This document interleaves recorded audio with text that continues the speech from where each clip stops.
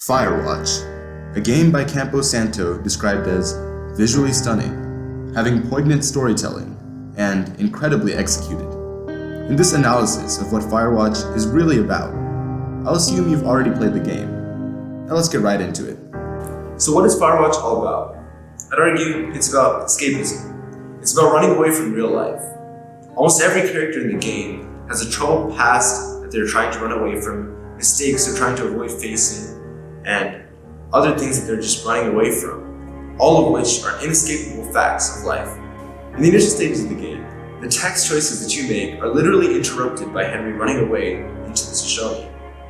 In fact, you come across a wild deer who, startled by you, runs away, much like how Henry is running away from his problems in his past. Regardless of the decisions that you make in the intro, mistakes with regards to your decisions in the relationship with Julia are unavoidable, and Henry runs away from the situation rather than confronting it. For example, when she comes home late at night, regardless of whether you're angry or you choose to ignore it, it doesn't matter. They both have negative consequences in your relationship.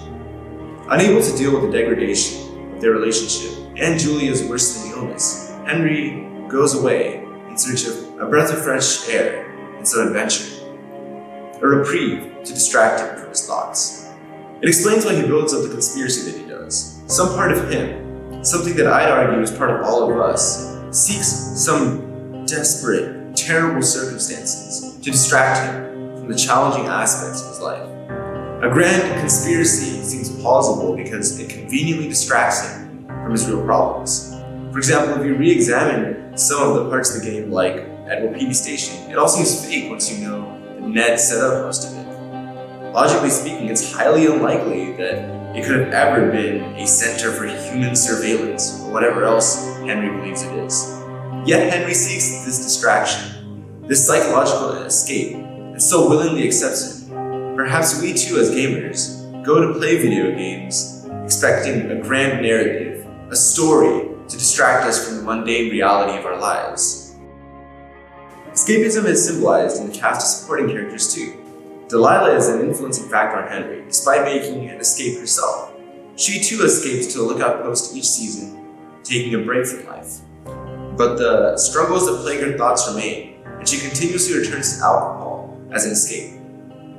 Ned, another character, maybe represents the extreme path Henry could have taken. There are strong parallels between Ned and Henry. For example, faced with an incredibly tough situation, the death of his son Brian, Ned abandons him and escapes into the depths of the forest, into complete solitude, where he doesn't have to face up to his mistakes as a parent or deal with the hardships of real life. This matches how Henry runs away from Julia instead of dealing with his tough situation. Having discovered the truth about Ned, Delilah curses him, calling him a coward. Does this mean Henry's also cowardly, and that we the player are also cowardly for seeking a reprieve in video games? Firewatch is a realistic look at an inescapable human tragedy. As you play the game, you realize that there is no gigantic, larger-than-life conspiracy.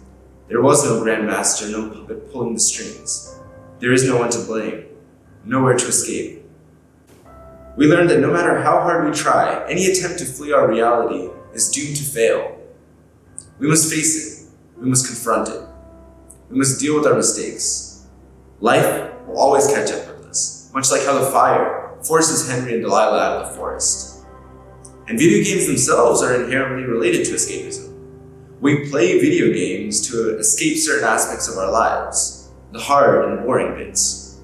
We enter a world of fantasy, of the surreal, so as to escape and momentarily distract us from the real world.